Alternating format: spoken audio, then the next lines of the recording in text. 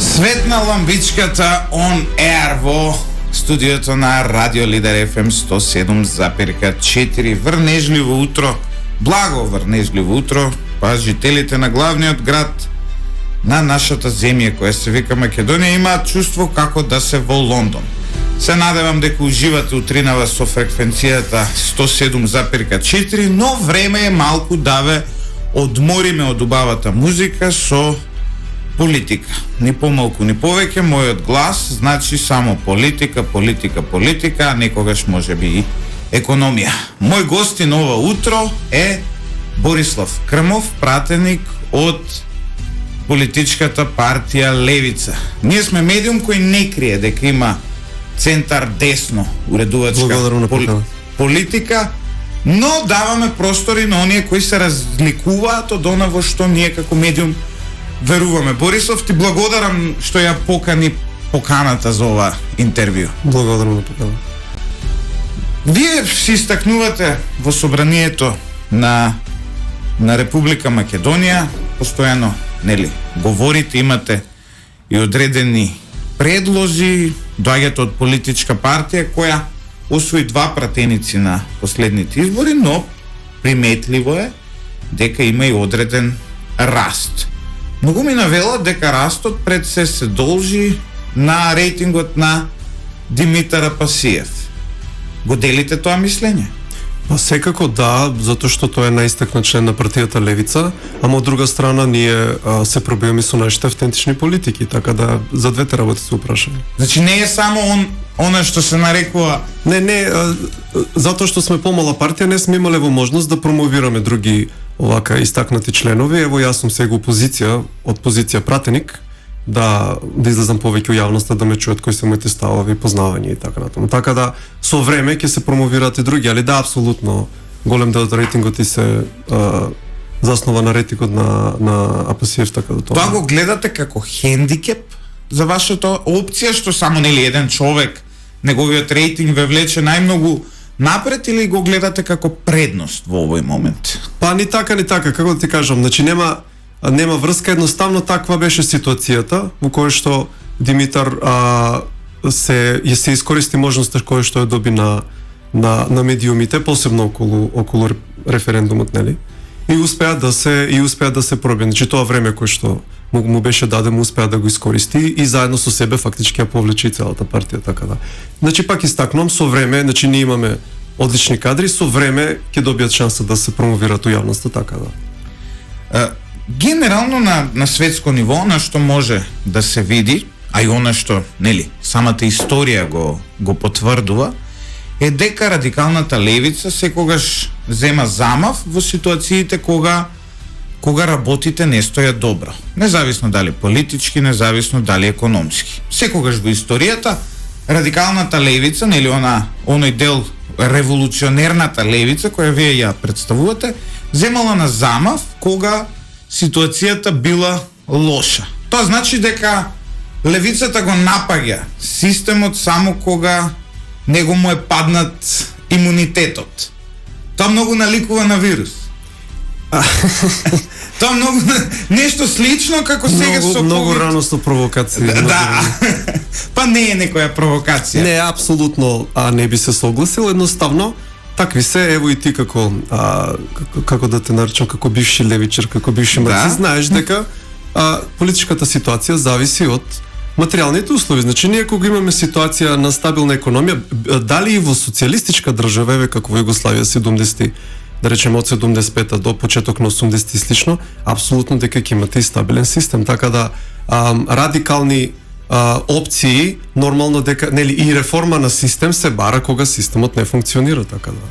Тоа е многу природен процес. За вас да ви биде, за вие да земете на замав, треба што е можно полош да биде актуелниот систем, односно системот во кој ние живееме. Па системот е полош од 91 до сега, така да, значи ние не можеме да се споредуваме со некој стандард кој што сме го имале пред 91. Имаме еден континуитет на паѓање на сите, значи паралелно и економските и сите други параметри во општеството, така да сега после отприлика колку му доаѓа 30 на години од паѓањето на народните нели демократии на Советскиот сојуз, Југославија и така натаму, забележуваме дека се појавува нели тој бран на нови леви идеи, на нови социјалистички идеи кои што се јавуваат, така да повторно во некое ново пакување радикалната левица ќе се обиде да го освои светот. За сега тоа во Европа и на западот баш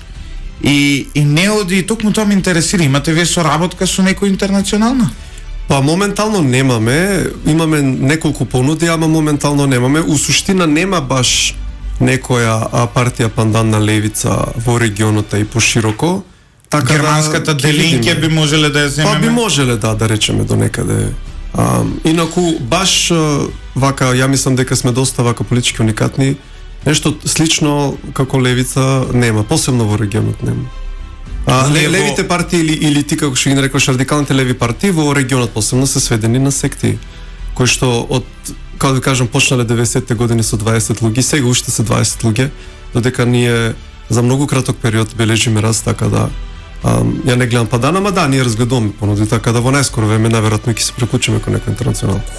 Ќе продолжиме и на дневно политичките теми, тие ми се навистина значајни, но додека да се крене оној број на гледачи на нашиот видеострим, би сакал да предискутираме на овие општествени теми, ако не е проблем. Кој е реперот за кој вие гледате како левица дека така треба да изгледа Македонија? Да речеме од ВМРО ДПМН, овде ни кажа еден од повисоките функционери дека тие сакаат Македонија да биде земја регулирана и средена како што е Словенија. СДСМ еве гледаме пробуваат да не направат Финска, иако во Финска не е ни така. Па претходно имавме еден министар кој сакаше да не направи Данска. Кој е реперот по кој се води левица? Да рече, ова изгледа добро и ние сакаме Македонија да изгледа така. Тоа што спомнавте претходно, значи спомнавте дека СДСМ сака да не прави Финска. Аз се сеќавам нивниот бивши министер за финансии беше Тевдоски, да он Данска ќе не правеше, па ништо не излезе од тоа. А и не ми стои ова. Од ВМРО по-објективни се мора да им признаеме, иако и Словенија е далеку од нас. По тоа што јас сум го видел. Не може. Кој е вашиот пример? Само вака немаме ние конкретен пример, например ние учиме од сите. И еве ајде да ја земеме, да речеме, Народна република Кина, каде што имате, да речеме, околу 50% од економијата кој што е во државни раце. Тој 50% од економијата е усмерен од политичкиот систем, значи не се дозволува тамо пазарот да ја води и потребата од профит, него е усмерен од државата и ние видовме, еве, например, дека во најновата криза Народна република Кина, заедно со многу други држави кои имаат слично нешто, најдобро се справија. Зошто? Зашто државата можеше како систем да интервенира. Кога вие го имате атомизирано, расцепкано општеството на определени, како да кажам, посебни економски единки, вие не можете да интервенирате. Така да и мене, ако ме прашуваш, Македонија го проба овој систем на тотална отвореност кон пазарот.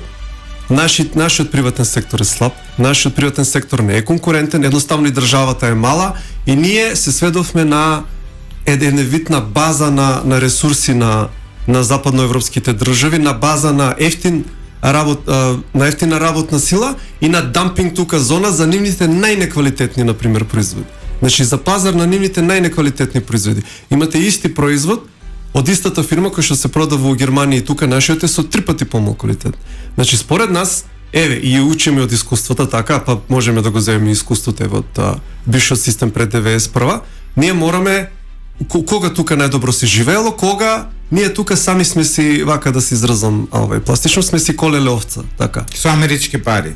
Не, тоа не е точно. Например, знаете колкави приливи имало во СФР и од Соединетите американски држави? Тоа е десен спин, како да ви кажам, значи вие ако земете, излегуваме од темата, ама вие ако земете некој човек од тоа време, да го фатите за кошула и да го однесете дома и да му речете, ај тука покажи ми се што имаш дома, значи од лустерот до штекерите, до мебелот, до белата техника, до тепихот, се е направено во Југославија. Значи тоа е нешто материјално. Тоа не е направено со кредит. Ме сваќате, ние сега економијата живее на кредит затоа што ништо не произведуваме. Не знам дали знаете дека доколку во 70-тите во Соединетите американски држави доколку сте купеле Chrysler, гратис ви давале Юго. И тоа е една политика која траела и тоа може да е десничарски спин, не е воопшто десничарски спин, ова е реалност. Сега, што сакам да ви кажам со овој пример? Тоа значи дека некој намерно и плански ја кревал југословенската економија. И токму затоа може да се види крајот на таа економија. Ама не е точно кога светот престана да биде поделен во блокови, помеѓу кои Југославија беше мост, тој систем, таа утопија во која живееле нашите родители, а може би и ние, исчезна. Во истиот момент. Немаше веќе потреба од Југославија. Може само да се докажам? Слободно. Значи, ја не согласувам, значи само земете ги бројките квантитативно, ќе видите колку е сега заедничкиот долг на бившите југословенски држави поголем од долгот на СФР. Значи тоа апсолутно не држи. Што ми беше поентата? А колку е извозот помал? Поентата што ми беше, ние би требало тука да се движиме прво кон внатрешен развој, кој што ќе биде раководен од државата во најглавните сектори, значи во здравство, во енергетски сектор, производство на храна. Значи ние можеме тука 20 милиона луѓе да храниме, имаме гладни луѓе по улиците, ме разбираш? Како во Македонија државата ќе организира производство на храна? Со сопствени сили треба да се обезбеди што може повеќе и потоа да се размислува за некои сектори кои што да речеме не се доволно развиени или слично да се отворат да речеме кон пазарот и така натаму. Може да ви направам една планска ситуација хипотетички, левица утре ја освојува власта, вие станувате, не знам, министер за финансии. Доаѓаме до ситуација во која во нашата земја нели треба да се направат одредени реформи, вие ја најавувате оваа реформа дека државата ќе навлезе во сите овие сектори кои сега се приватни, го спомнавте да речеме и производството на храна. Во истиот момент тоа би значило дека ќе се запалат црвени ламбички во ММФ, во Светска банка, во Европската унија. Прво ќе ви дадат предупредувања, кои доколку не ги прифатите, следно ќе се соочите со санкции. Доколку и тие санкции не се доволни да ве срушат, всушност нема да стигнеме до санкции. После првите 2 транши на недаден кредит, за 2 месеци вие нема да имате пари да дадете плата и пензија во оваа држава. И тоа е фактот. Еве ја да те прашам, значи по таа логика кој е на власт тука, ММФ и Светска банка? Кој е на власт оваа држава? Зошто ние гласаме тогаш?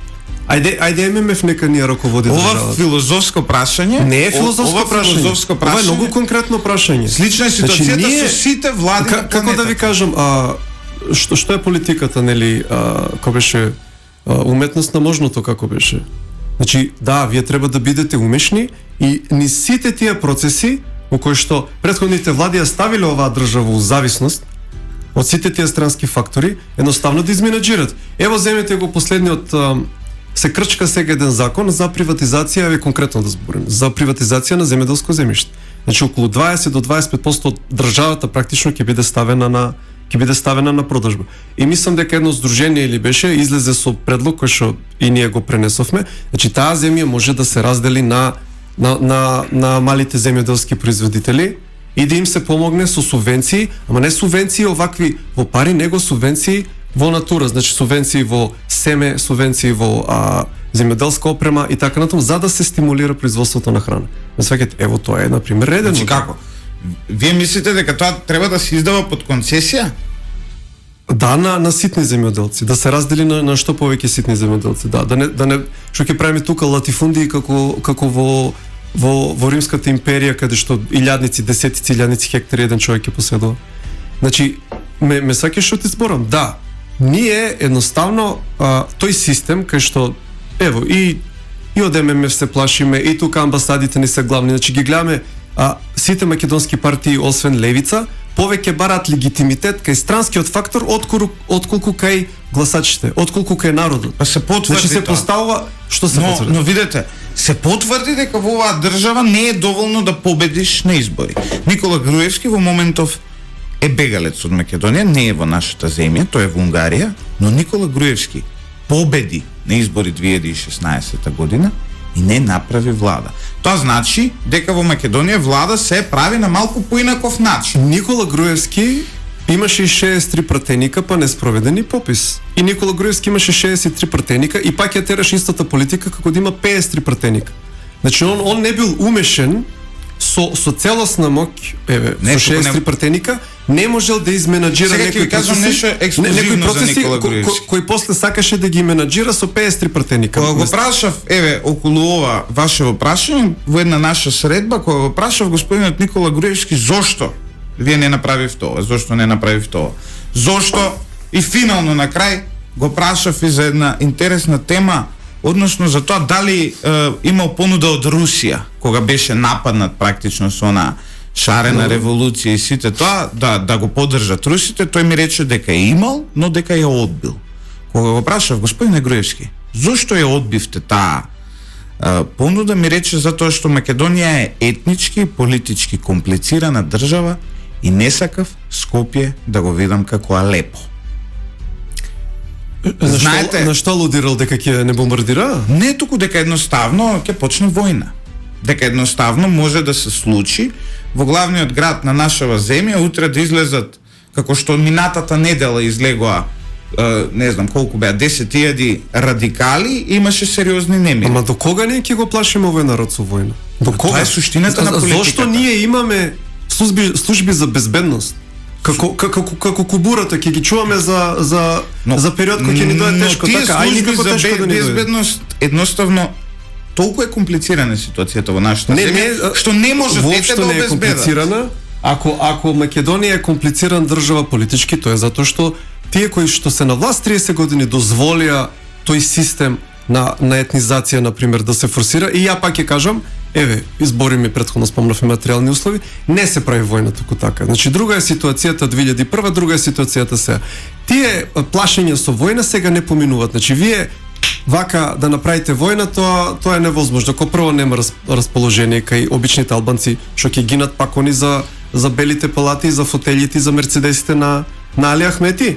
Второ, како да ви кажам, и таа војна што имавме 2001, тоа по сите параметри беше инвазија од Косово, кај што одреди врегува и се враќа. Значи не беше автохтоно востание на албанците тука во Македонија. За војна треба пари, треба оружје. Како да ви кажам, ние мора конечно да застанеме на овие процеси кои што ја разградуваат оваа држава од 91, посебно од 2001, и да кажеме не. Како? Како? Знаете, тука е суштината на политичкото битисување, да се најде еден пат помеѓу возможното и невозможното во сите овие процеси. Она што го алудирам, говорејќи за оваа комплицирана политичка ситуација, ќе ве потсетам на ситуацијата со Грција. Грција беше задолжена, беше во она PIX група, имаше огромни проблеми, дојде на власт една партија која тогаш, кога дојде, беше партија пандан на денешна левица и која велеше ние нема да враќаме долгови, ние ќе ги избришеме долговите. На крај не остана ништо од нивните политички ветувања од една единствена причина што тие мораа да се прилагодат на реалноста, на светскиот монетарен систем или да го остават својот народ да гладува. Не е така, значи ќе се вратиме на ова прашање, има само краток коментар околу Сириза. Они малте не има револуционерна ситуација у Грција, кога грчкиот народ и покрај сите притисоци им даде дозвола на властите да ја спроведат таа политика на неплаќање долгови и све. Властите едноставно немаа храброст. Зошто немаа храброст? Па не знам, тоа е нивен проблем. Значи, они беа у ситуација кај што, нели го повика и тој фамозен референдум, каде што и под притисок на сите медиуми кои што служат на приватниот капитал у Грција, пострашни заплашувања со крахови, со војни, со глад, со свашта и така натаму, тие немаа храброст, нешто за кој што добија мандат од народот. Имаше денови каде што не можевте да извадете повеќе од 30 или 50 евро од банкомат. Тоа е сериозен проблем за едно. Ама не после неплаќањето на долгови, некој кој ги плаќаа долговите. Ме сваќате? Значи, то не е последица на нивната политика, тоа е последица на нивото неспроведување на политиката кој што сака да спроведе. Како вие ќе решите проблемот со нашиот долг? Имаме огромен долг како држава, секој месец доспеваат огромни рати, до тоа ниво да нас стотици илјади граѓани кои се пензионери, стотици илјади граѓани кои ни се вработени во државниот сектор зависат од тоа дали за 2 или за 3 месеци некој нас ќе ни одобри кредит за тие да земат плати. Како вие ќе се справите со тоа? Она е тоа што, мене како новинар ми интересира и мислам дека целата јавност ја интересира ако веќе имате амбиции посериозно. А како се справуваат властите до сега? Со земање на нов долг. Добро. Така? Да. И докаде иде тоа? Стигнавме до 60% од БДП. Стигнавме до 60% од БДП. Претходно се намалуваше затоа што во Македонија имаше поголем прилив на пари благодарение на странските инвестиции кои сега вие ги критикувате. Вака, значи да не навлегуваме премногу тука не сум економски експерт, ама еве вака ќе ви кажам. Значи долг се враќа на два начина. Едниот е со кредит, а другиот е ако имате силен извоз, тогаш имате девизен прилив и со тој девизен прилив го враќате. Значи ние го отворивме пазарот, нашата економија пропадна, ние сме една деиндустриализирана зона. Ево на пример, левица постепено од позиција на власт би вложила во реиндустриализација на силен државен сектор кој што ќе биде извозно настроен и потоа со приливот на тие девизи постепено ќе го враќа долгот, да. И у ситуација каде што тоа нема да биде доволно еве на почеток, ќе земи некој кредит, ама не вакви кредити да земе ние милиарда евра само за една година за ковид кризата и таа, мислам, ние во собранието имаме практично на секој месец земаме долг. Секој месец имаме предлог закон за земање на нов долг.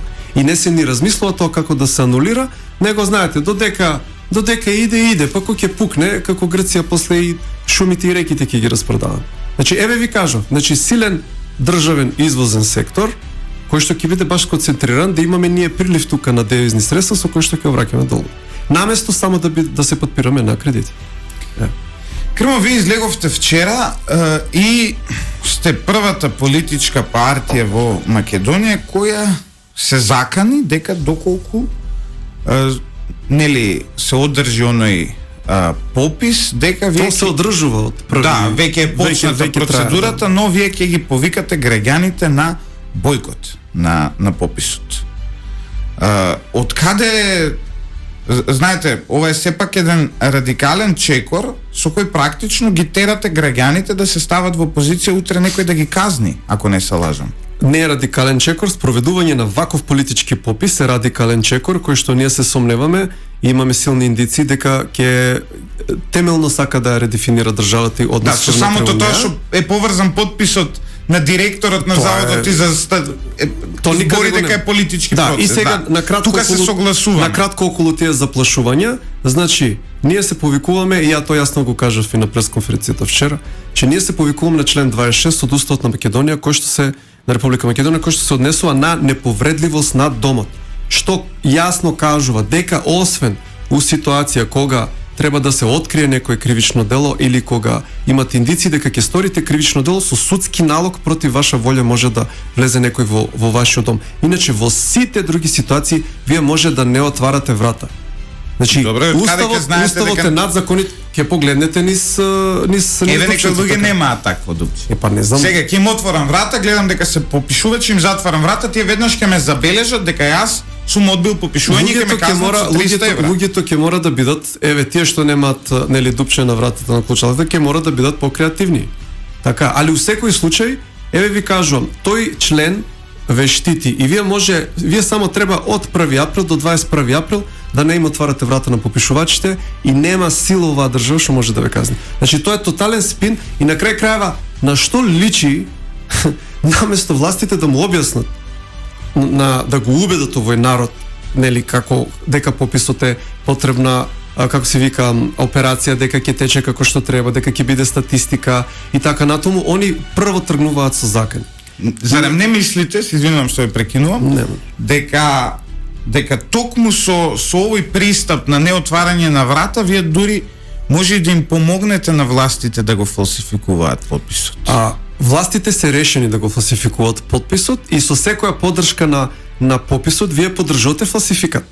Ме разбирате, значи не може вие да излезете и да ги кажете сите недостатоци на пописот, да кажете дека се спрема фалсификат, да кажете дека има вето на ДУИ, да кажете дека ќе се изменуваат односите на етички заедници внатре и после да викате ама не правиме бојкот. Но значи со поддршка на пописот вие правите поддршка на фалсификатот. Опозицијската ВМРО ДПМН е друга опозицијска партија, гледам се во лоши односи сте нешто. Опозицијската ВМРО ДПМН собираше подписи. Добро. И собраете. не знам колку 100.000 велат дека собрале, зошто не ги поддржавте во оваа иницијатива? Затоа што беше чисто партиска иницијатива, според нас и да имаше таква иницијатива, требаше да биде непартиска, само затоа, како да ви кажам. Значи, они не повикаа никој со нив, не беше преку некое здружение да се водеше процесот и така. А од друга страна, тој процес не е ни легален, затоа што не се собираа подписите во подрачните единици на општините, туку се собираа на улица на штандови, што значи немаат никаква правна тежина, имаат политичка, ако може да им веруваме на бројките, да, имаат политичка. Че што правиме ако тие 100 или над 100.000 луѓе кои што таму се подпишале, не се попишат на свега. Значи целиот процес паѓа. И да се вратиме, зборевме и за оние претења со војни и такви ствари. Во секунда, ако резултатите на овој попис не им одговарат на етничките албански партии, кои што само етничка политика знаат да терат во оваа држава, они нема да го признаат. Да, затоа би пропадна пописот 2001, затоа што почна пописот, 2011, почна пописот и тогаш ЕСАПот не му излегуваше на ДУИ и они почнаа да го кочат целиот процес до таа мера што можеше да биде прекинат, затоа што ќе имавме у цели региони нецелосни резултати. Да, но сепак, јас пак ќе се вратам на крајот. Свеќате, што сме помалку од ДУИ? Јас пак ќе се вратам на почетокот. Се може една таква мала партија. Јас се согласувам со вас дека овој попис е особено па што доаѓа за мене тоа е најголем проблем насред ковид пандемија, каде што ние имаме ситуација во која секојдневно големи се проблемите се заболуваат граѓани, некои сега нас ќе не затвараат после 10 часот, а од друга страна следниот ден ќе ни влегуваат дома да не попишуваат, што е навистина смешно, но мимо тоа, јас пак ќе се вратам на оној легалистички дел. Како политичари би требало, барем според мене, да бидете одговорни врз последиците што може еден граѓанин да ги сноси. Што доколку, да речеме, ја се извинувам, доколку 10.000 граѓани добијат казна од 300 евра. И ви се јавуваат после вас, Борис, ја ве слушав на радио, не отвори врата, сега што да правам со 300 евра, работам за таксист. Значи, пак ја кажам, не може тоа да се случи. Значи, тоа не може. А ако сакат такви правни вртоломии да прави власта, ние како левица, целиот наш правен тим ќе го ставиме на располагање, ќе обжалиме до Уставен суд, ќе обжалиме до меѓународни судови. Вие промената на името ја обжаливте, па не го врати името. Ама тоа е така. Да не сме во револуционарни. На крај луѓето треба да се ама ние немаме ништо, види Злате, ние немаме ништо друго освен институциите. Ако тие институции се делегитимираат кога на црно-бели случаи судат црно, а треба бело, тоа е нивен проблем. Значи се додека народот не му скисне доволно да излезе на улица со лопати, со копачи и со стапови, ние ќе ги користиме институциите максимално. И пак ќе кажам, овие плашења се лажни. Значи никој се гледаше нервозата на власта од силните критики, например, на ВМРО ДПМН, пошто они ужасно се плашеа ВМРО ДПМН да не повика на бојкот или да не иде на тивок бојкот. Што значи тука лежи заекот. Не може да ве казнат. Значи луѓето нема потреба се плашат. Не може да ве казнат. Ние мора да покажеме дали сте подготвени да сносите одговорност за ова што го кажувате. Затоа што видете, ова е сепак сериозна работа, некој да втуркаш во тоа, утре да добие казна. Знаете што? Како политичар, кога имате вакво барање, треба потоа и да се сносите одговорност. Ќе пометиме што се говори овде, пак ќе видиме. Кога не сме сносили одговорност? Секојаш носиме. Ама ја да свртам работа, дали вие и сите пропагатори што го плашите сега народот да учествува во фалсификат, дали вие ќе сносите одговорност ако се оствари тоа што ние го прогнозираме со овој фалсификат попис? Дали вие ќе сносите одговорност? Знаете како е. Пошто оваа држава, знаеш како е тргната? Низбрдо, како колата низбрдо. И сега, ако помине фалсификатот што го планира власта, дали сите и политички партии, и неполитички фактори, и јавни говорници како што си ти, новинари, дали вие ќе сносите одговорност ако оваа држава дојде малтене до ситуација на распад? Дали вие ќе сносите политичка одговорност? Не може јас. Или ќе си ги спакувате коферите? Нема да ги спакуваме коферите. Јас ќе останам и секогаш ќе се борам за оваа земја и за она што се нарекува принцип и за она што се нарекува владење на правото. Каде е принципот да се поддржи фалсификат? Значи, чекајте. Прво немаме видено дали ќе биде фалсификат или не. Тоа треба да се почне процесот да си почне процесот, па понатаму да се види, да излезат бројките. Може би бројките не се ни оддалеку. Целата методологија вришти дека ќе има фалсификат. Во кој дел? Во кој дел еве методологијата вришти? Не е јасно мене. Јас еве, прво кажавме со врзаниот подпис. Значи такво нешто нема никаде. Тоа со таков механизам, тоа е меѓуетнички баланс, окей. Со таков механизам, да, ама каков е тој меѓуетнички баланс кога зборуваме за да не може една етничка заедница да избрише друга. Ама не да не може, нели ова статистичка операција, што да не може? Албанците како? Не може да не може. Не албанските партии се плашат дека нема да биде доволно добро. И барат врзан подпис. Албанските партии барат врзан подпис, не албанците. Ја абсорбиравме оваа тема. Што е друг проблем во методологијата? За ние да не веруваме дека овој подпис ќе биде веродостоен. Еве, најфлагрантно како се вика, да можеш да попишеш човек со давање на матичен број и да даваш лични податоци за трето лице, што тоа апсолутно го нема, тој спротивно член 18 мислам од уставот. Спротивно на како се вика, имаш меѓународна конвенција за лични за човекови права и за лични податоци, такви работи. Не сакате, значи тоа никаде го нема. Не може некој моје име да значи ја не сум тука, јас сум на работа во Германија и не знам мојта, да речеме, сопруга, девојка или некој член на фамилијата ќе кажа, име, презиме Крмов Борислав, што е по националност, македонец. Откаде знае она, на пример, како се чувствувам? Небитно што ме познав. Како се чувствувате, извинете? Да, како македонец. Ама поентата е дека тоа се лични податоци. И ќе ми дава после религиозно како се чувствувам. Ево ја на пример сум крстен, ама не сум некој верник, значи јас сум атеист. Ама што има врска тоа? Не сакате што ми е зборот? Значи прво е врзаниот подпис, значи тука да се работи за статистичка операција, партија како дуи што партиципира во власта ќе верува валјда во институциите барем кога партиципира во власта, значи она не верува во институциите никога партиципира во власта. Значи што значи тоа? Тоа значи фино лепо дека ќе стигнат резултатите и тогаш од позиција на вето ќе се штелуваат. Значи тоа е јасно како бел ден и еве од методологијата што излезе мимо како се вика законот за попис, уште цел свет методологијата се става на увид и се става прво во законот, тука беше како подзаконски акт носена. Значи имате една паушална, тотално неодредена дефиниција која што се вика место на живење, каде што ви од прилика изразувате намера, тоа е како некое место, населено место во државата, значи ја немам сега, не ги земам документите, да прочитам. Слободно, импровизирајте. Парафразирам, значи од прилика се работи за населено место во државата во кој што вие сте изразиле намера да живеете. Тоа може секако да се толкува. И тогаш што е вметнато у една од категориите. Ја многу сакам у Зрновци да живеам. Да, многу сакате. И сега да се наведам таму дека многу сакам во Зрновци да живеам. И сакам да кажам значи таква дефиниција нема никаде во Евростат, нема во препораките на Обединетите нации, нема во ниеден закон ни во Европа, ни во и пошироко, мислам. Каде е тој законот што го предложи од ВМРО, нели, за укинување на пописот? Тој влезене во поднесо, мислам дека го поднесо. Влезене во процедура? Влезене во процедура, ма дали ќе се најде на дневен ред, тоа зависи од Ако се најде на дневен ред, ќе го поддржите? Да, секако, зашто не? Не, мислам, како да ви кажам, значи ние настапуваме принципиално. Утре СДСМ ако поднесе закон, ајде да речеме вака, дека одзивот е силен, едноставно не може да се одржи пописот како што треба. Паралелно имаме влошување на ковид ситуацијата по 500-600 и нагоре болни секој ден и власта се решава пред 1 април да го прекине пописот. Тоа ќе се направи со специјален закон кој што ќе бара поништување на пописот. Ме разбирате? Значи сличен закон што го предложи ВМРО ДПМНЕ. Ние за тој закон ќе гласаме. Значи ние принципиално сме. А за законот на СДСМ за една изборна единица би гласале?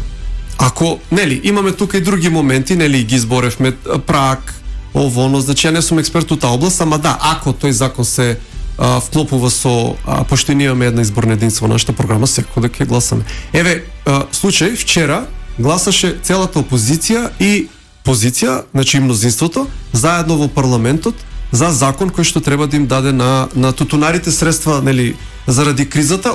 Имаше 88 пратеника присутни, 88 гласа за. Разговарав пред некое време со еден дипломат на државата Израел, кој беше толку чудоневиден што една политичка партија во Македонија во својата програма ставила повлекување на признавањето на Израел. Што ви пречи толку Израел? Зошто вие сакате Македонија да го повлече признавањето на оваа земја и тоа го имате во програма ставено?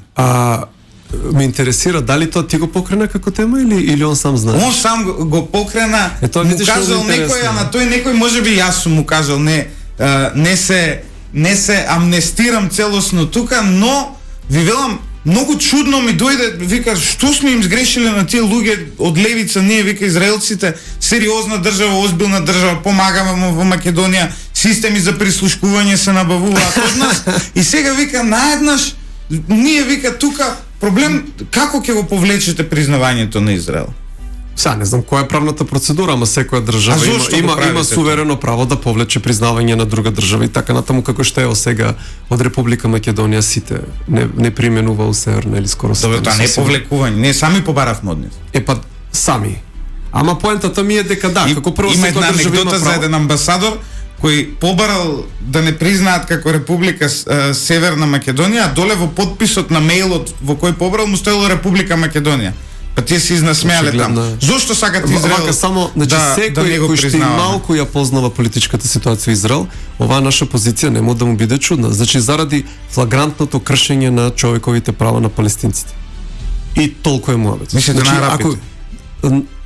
Мислам на палестинското население. Значи ако вие малку пак ќе кажам ја познавате ситуацијата и да видите таму, малтене таму е последната држава во светот која што има апартхеид. Не. Укаде што мнозинството, еврејското мнозинство владее еврејското малцинство владее со арапското мнозинство на начини слични еве на тие во Јужноафриканската република. Се многу погрешни. Палестинците се таму многу мал процент од населението во исто време затоа што нема државјанство. Затоа што нема државјанство. Постои политички мислам, значи, вака, не сум точен за бројките, но колку се над 5-6 милиона луѓе кои што легално значи живеат на територија која што е администрирана од еврејската држава, но од друга страна не им даваат државјанство за да немаат право на глас. Само на 20% негде од целокупното население на Израел мислам дека се палестинци, дека се арапи. Мислам не ме држете за збор, ама мислам дека еве сега ќе ви кажам, мис на Израел е жена со која е пак ќе кажам тој до тие 20%. Имаат цели етнички заедници друже кои се арапи и се најактивни во IDF. Во Израел има проблемот е на другата страна таму. Генерално проблемот е што таму има радикален ислам, тероризам и арапските држави сакаат да го нападнат Израел. Исто така сериозен проблем е кога вие како партија која вели дека се бори за правото на еден народ да има своја држава и да го зачува името на својата држава Македонија, велите дека еден друг народ, дека еврејскиот народ не смее да има своја држава и треба да се повлече признавањето на таа држава. Тоа е многу лицемерно од вас, господине Крамов. На вистина ќе ви кажам така. Значи гледате ли што се случува таму или се правите слепи очи? Секојдневно од сабајле до вечер читам Джерусалем пост нотификации. Сте ги виделе зидовите кои што ги делат арапските од израелските и терористичките напади? Сте ги виделе по 20 метри дебели, како се вика, високи бетонски зидови? Тоа сте го виделе? Кога не можете да живеете со некој кој ве напаѓа и сака да ве убива, најубаво е да се оградите. И во Бразил исто така има зидови, па не е таму етнички поделено. Ја мислев капитализмот дека не гради зидови, дека капитализмот не отвара сите, дека пазарот ќе не спои, сега нешто обратно излегува. Не сакам да ви кажам дека палестинска држава никогаш не постоела. Тоа си било дел на Јордан. Израел по Втората светска војна си добива право на своја држава, луѓето си одат и се населуваат, градот е на навистина стабилна држава. И ако сакате да знаете, држава која се базира на многу социјалистички принципи. Она што токму вие би требало да го застапувате. Не знам дали сега партијата Ликут има врска со социјалистички принципи, ама добро. Основана е од човек кој бил уште има дел од пленумот на Советскиот сојуз, Давид Бен-Гурион. Уште во некои делови функционира кибуц системот така, мислам дека да. Не, и општо во делот на регулацијата на економијата. Ако има некои такви моменти, тоа е социјализам за владеачкиот дел од населението, не е тој социјализам нели у наводници за палестински дел. Сега доколку повлекувањето на Израел, секој палестинец кој што живее на територија администрирана од израелската држава, треба да добие државјанство. Толку. Ма си имате луѓе државјанство. Толку. Не е точно. Не е Има. точно. Не е точно. Имаат. А не е точно. Не се апатриди. Далеку Пак се ќе од кажам, апатриди. околу, ја колку што се сеќам, околу 20% само од населението во Израел Најголем дел од нив не државјанство и се прифаќаат арапи, да добијат а имате државјанство. сега па не прифаќа. Као вас што Сега не бойкотирате прифаќа. попис, тие не прифаќаат да добијат да. израелски пасош. Значи, Добро, сега да го не оставим прифаќа. Израел настрана. Израел, тоа програмска определба за Израел е, нели, може да донесе чудење во светот. Израел сигурно нема да се исплаши од нас, но Па не е вие ни во целта да се програмата исплаши, имате не и повлекување на признавањето на Косово. Тоа може да ни донесе војна.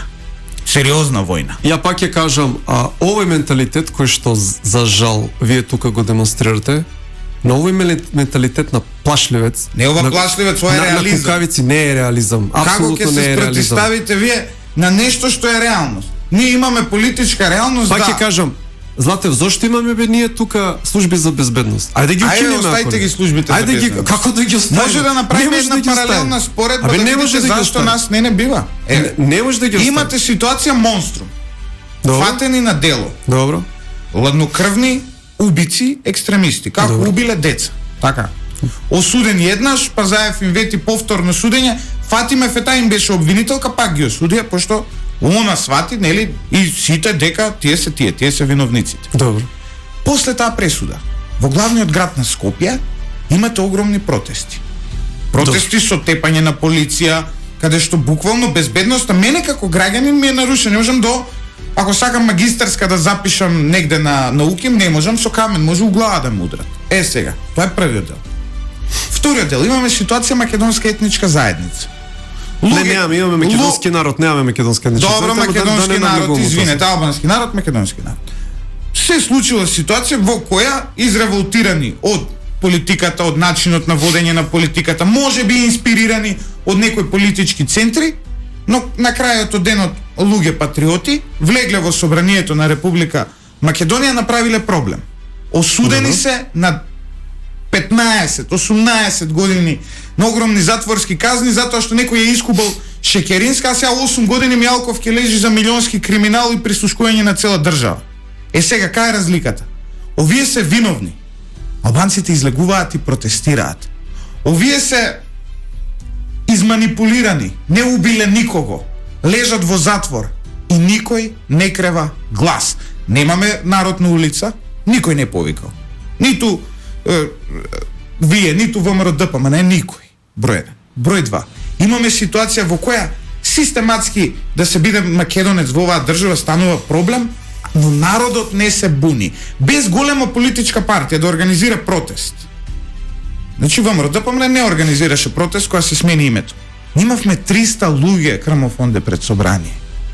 Токму затоа ние не можеме. Добро, ама токму затоа не се плашам од војна, реален сум. Ама Ви се кажувам согласувам. дека имаме огромен проблем. Добро. Доколку се случи од повлекување на признавањето на Косово, внатрешниот елемент ќе се радикализира, плюс со помош од Косово не постојат ни безбедносни службени чуда кои во тој момент ќе стават ситуацијата под контрола. Ние имаме цели населби во кои не владее законот во Македонија. Во Чаир нема карантин. Еве ај вечер да отидеме, сакате, јас и вие имате имунитет, ја имам дозвола. Ќе идеме двајцата у Чаир.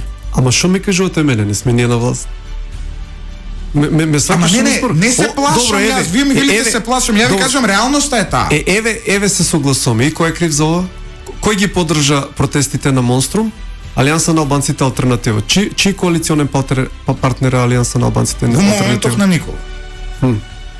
Дали е така? Добро, се неформално имаат соработка Ме со сваќате, ВМРО. Но истата таа партија идеше на избори со знамето на голема Албанија. Зошто тоа не е санкционирано? вакви примери, ако сакате милион, ќе ви кажам зошто ова или она не е И сега санкционирано. таа ситуација која што ја турка државата кон бездна, ние не треба да реагираме, не треба да се бунтуваме. Не, ние против. треба да реагираме. Сакам да ви кажам дека реагираме. доколку го повлечеме признавањето на Косово, Како сите прво? тие ќе излезат на улица, а ние нема да знаеме што да правиме Значи, со себе. Како прво, односот меѓу политичките представници и народот е двонасочна улица. Значи не иде тоа само народот е крив, народот треба да излезе. Народот од тоа како се донесе Преспанскиот договор до сега го има зафатено апатија. И тоа е факт. Тоа е затоа што партии што идеа на избори со името не го даваме, името го дадоа. Значи никој не организираше протест. И мнозинскиот народ тука е научен што е нешто нормално, затоа што тој низ народно-ослободителната борба која се ослободил која се формирала Македонија прво како дел Југославија и така натаму, ги има створено институциите, тој народ се подпираше на институциите, сега институциите се тотално срозани. И ако не реагираат институциите, ако не реагираат политичките партии, во тој период левица не беше парламентарна партија, беше многу помала, никој нема кој да реагира. И да, сега народот не му се излегува на улица, ама пак ќе кажам, тоа е двонасочна улица. Значи, моментално народот не му се излегува на улица, ама еве, ние предводиме, ние ги отвараме тие прашања, да, и ние мислиме дека се ствара атмосфера, се повеќе и повеќе народ застанува позади нас, и тоа затоа што, еве, левица е единствената, ја можам да кажам, неклиентелистичка партија во парламентот, ниеден човек кој што гласа ја поддржува левица или работи за левица, знае дека не го следува ништо, значи не го следува вработување. Најхрабрите гласови во оваа држава ги собираме ние. Значи ние ствараме критична маса. Тоа што кажав двонасочната улица. Да, но сега ние ќе го влечеме народот постепено да се мораме да бидеме нели објективни. Ај тие муабети околу војна само, значи како прво ја не се согласувам дека тоа не е туку така. Еве, чак и да свртам обратно работата, без разлика што левица е против НАТО, моментално Македонија е членка на НАТО. НАТО не одговара за граѓански војни. Како може Македонија да биде нападната, да речеме, од Косово? Не може, ќе биде нападната. Не може. Во 2001 нас не нападна Косово, де факто Косово не нападна. Ама да не навлагаме у оваа тема. Тоа сакам да ви кажам дека работите реалната политика многу се разликува од идеологијата и идеали. Плашлив, не е тоа плашлив. Поданички менталитет. Не, тоа е реалност. Престанува тука и сега. Тоа е реалност. Толку, не е тоа реалност. Не е тоа плашење. Не е тоа реалност. Видете. Што правиме ако левица ги собере најрадикалните елементи од остатокот на населението, значи не викам само од македонците, затоа што нас не поддржуваат и турци, и роми и се, и тогаш тие станат порадикални од другите и еве ние после да претиме со војна. Тоа на што ќе личи? Тоа ли е решението? Не знам како ќе успеете во навистина тешка. Ама еве ја ви кажам, како прво вие за вас вие го прецепирате албанецот и албанскиот гласач тука, кој што ги презира албанските партии, кои што ги презира, добиваат стотици гласови, они не можат. Пуштиме да се докажат. Не можат вработување да се докажа се. Ако сакаш да ти влагам ја узбор, па ништо да не слуша. Еве, сега ќе ви извадам колку гласови има Дуи. Ајде. Значи не е тоа. Може да го видиш процентот, може да го видиш процентот дека албанците гласаат и помалку од македонците. Затоа што се иселени. Гласаат и помалку. Ти можеш да видиш на, да речеме, некое видео кај што ќе постираат говор од Али Ахмети, само погледни ги доле говорите, удри на Google Translate, ќе видиш на кој начин они на кој начин плукаат, на кој начин напаѓаат. Значи обичниот албански, знаеш како? Вака треба да биде работата. Толку колку што обичниот албански гласач ги сака и Дуи и Алијанс алтернатива, толку обичниот македонски гласач ги сака СДСМ и ВМРО. Толку е муабет. Значи, ако и ние ја градиме перцепцијата за албанскиот гласач преку албанските партии, се што сака Дуи, сака и обичниот албанец, се што сака Алијанс и алтернатива, сака обичниот албанец, тоа на тоа мора да го свртиме од другата страна и да кажеме дека се што гукнал и Христијан Мисковски и Заев нас не не оттелотворува како народ. Значи, а знаеме дека не е според вас, а знаеме дека не е така. Албанско население во Македонија се луѓе пацифисти, луѓе со светски погледи, луѓе кои сакаат социјална права. Да влагаш у шовинизам, само послушај. Не, на сите анкети кај што обичниот албанец во Македонија го прашуваат кои му се приоритетите меѓу националните односи, му се на 7-8 место. Тоа е факт.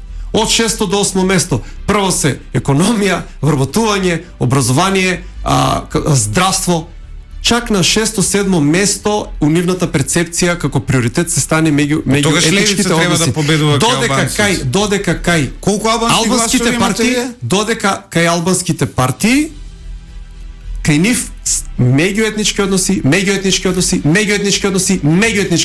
Нема ништо друго на понудата. И затоа што се само меѓуетничките односи на маса ставени, секој изборен циклус мора да се радикализира. Како што Дуи на сред кампања смени па сврти албанец премиер, после ќе ја дигаат само летвичката. Сакате што ми зборам? Не знам колку се само кратко. албански гласови, не ги броиме ние на тој начин. Само кратко. Значи, според вас, ако ве забележувам, понудата на албанските партии е екстремна, односно националистичка, а побарувачката на албанскиот народ не е тоа. Не. А тогаш природно би било во таква ситуација, ако е како што тврдите вие, да се појави една албанска политичка опција која ќе го собере ова мнозинство на албанци кои не се националистички расположени, кои не сакаат да тлее тука немир и ќе биде прва албанска политичка партија.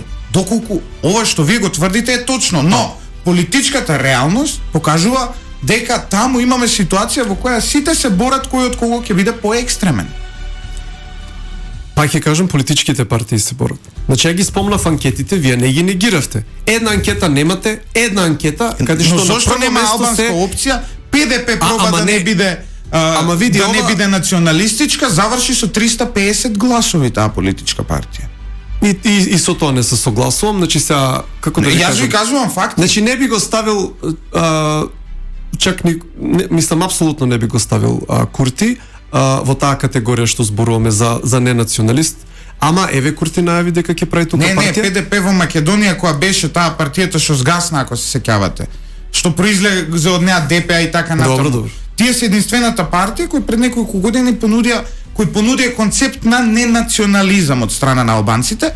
И тоа не сум толку запознаен што точно понуди. Очигледно, значи, ама не можете така. Ако да ви кажам, расположението е како што велите, зошто нема опција која со неекстремни политики ќе ги собере албанските гласови. Ама тоа е политичкиот дискурс во албанскиот блок сега. Па нема никој паметен да се најде да дојде на власт. Знаете како е ова са не ми текнува како се класифицира.